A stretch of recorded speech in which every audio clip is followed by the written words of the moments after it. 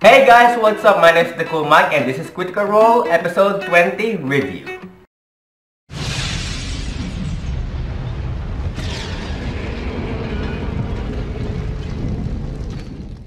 So without further ado, let's get on with the episode. It's been a while since I last do this episode and there are already a lot of, I think they already reached 101 episodes.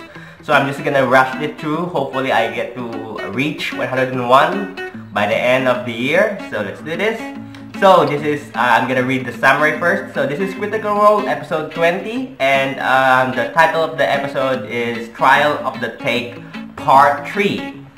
As you all know, last episode we watched Vex and her group because they were tasked by what we call the Slayer Stake to kill a giant adult white dragon, which they succeeded, luckily.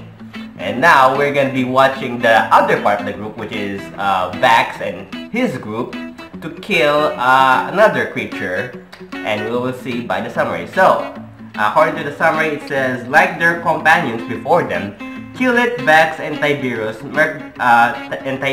make their way to the Slayer Stake, arriving shortly after the Friends' departure, which is Vex's group, for the Vesper Timberlands. The two are introduced to the rest of their own hunting party, along with Brother Kashaw, a driven and mysterious young cleric, and a hardened dwarf by the name of Thorbir. The group receives its mission there within the very walls of Vasselheim. They are tracked down and kill an elusive Rakshasa that has been preying on a wealthy travelers. With a little poking about the city streets, they conclude that their only thread of information leads to the Velvet Cabaret, an exotic establishment in the Quadroads District. So, by the way, if you guys want to watch the episode, I'll be leaving the episode's link in the description down below so you can watch it for yourself. But now I'm gonna have my quick review and summary of the episode. So, as you all know, Vex group was the first group to leave Slayer Stake so that they can embark to kill their target, which is the white dragon, giant adult white dragon. And then after a few hours that Vex group, composed of Vex, Keyleth, and Tiberius, goes to the Slayer Stake to accept their contract, in which they have to kill a monster or a creature called the Rakshasa. If you guys don't know what a Rakshasa is, that's what it looks like. It's like a tiger person. Apparently, it's like a it's like a tiger, half human, half tiger person that has shape-shifting powers, if I'm not mistaken. So yeah, there they met their two new companions, which is Kashaw Vesh. That's his picture. Kashaw Vesh. He's a cleric. As well as Thorbir, a dwarf who looks badass. So that's their new companions, and they were tasked down to hunt a Rakshasa.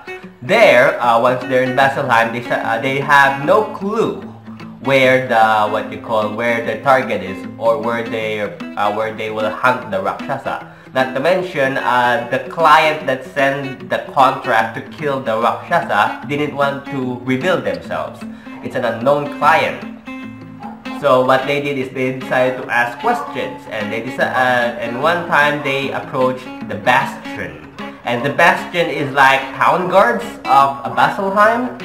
So in which they found out that strange disappearances or missing people are happening, or strange murders or missing people are happening inside the city, including very wealthy people.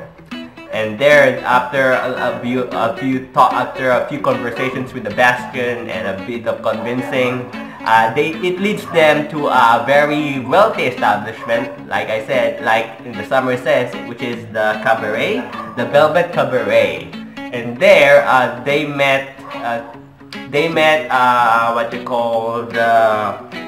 the Siren, which is a female giant, I think. Correct me if I'm wrong. A female giant who joins the Crucible with Grog.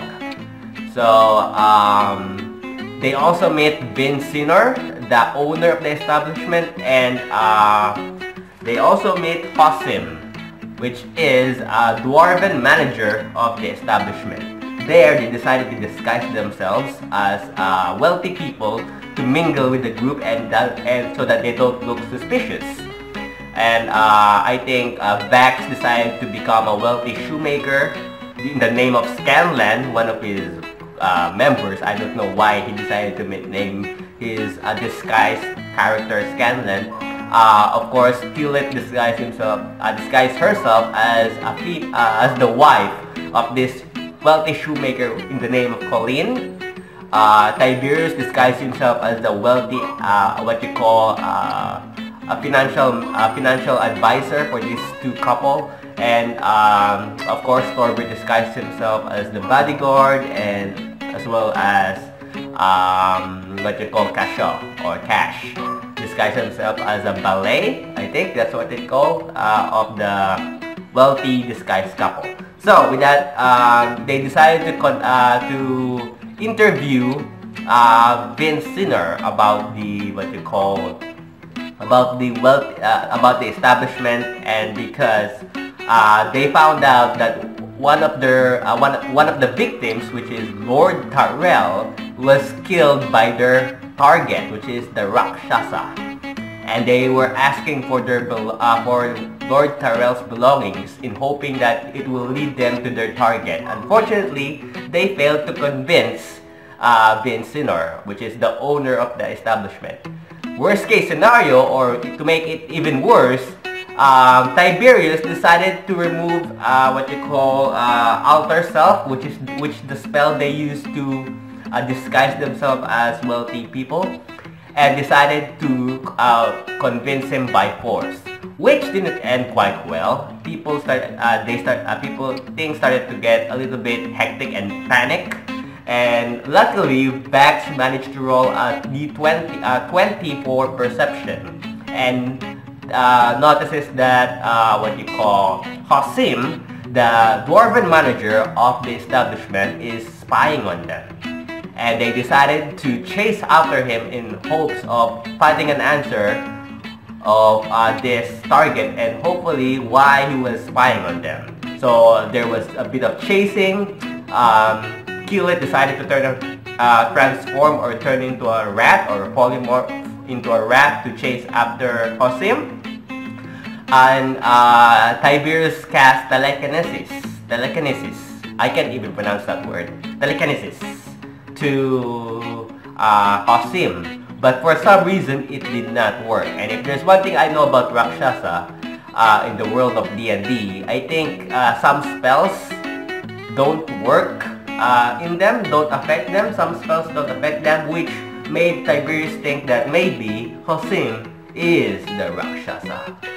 Dun dun dun! Well, he could be. We'll never know. But according to Tiberius, he screamed to the group and told them that he could be the Rakshasa. So they decided to chase after him, which things got a little bit crazy as 3 bouncers or 3 guards of the establishment decides to show up. Luckily, Tiberius decides to use his outer self to disguise himself as Hosim, and then convince the bodyguards or the guards or the bouncers of the establishment that everything is fine. Luckily, he managed to roll a 28, I think, and managed to convince the guards that everything is a-okay. With that being said, they chase after him. They chase Hosim, the real Hosim, in a room in which they found out that that room hides a secret underground tunnel. They decided to slide to that tunnel and then enter that tunnel because the tunnel is a steep,